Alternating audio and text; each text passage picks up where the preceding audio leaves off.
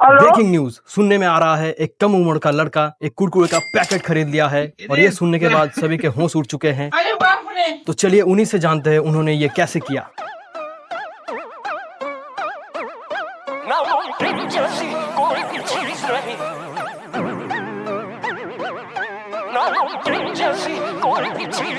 अरे बाप रे। जैसी कोई भी चीज नहीं जो खुद ना बने वो कोई भी नसीब नहीं मिलेगी मंजिल। I know. तो यही है वो, तो आप ही है वो जिसने इतने कम उम्र में एक कुरकुरे का पैकेट खरीद लिया है। जी, जी।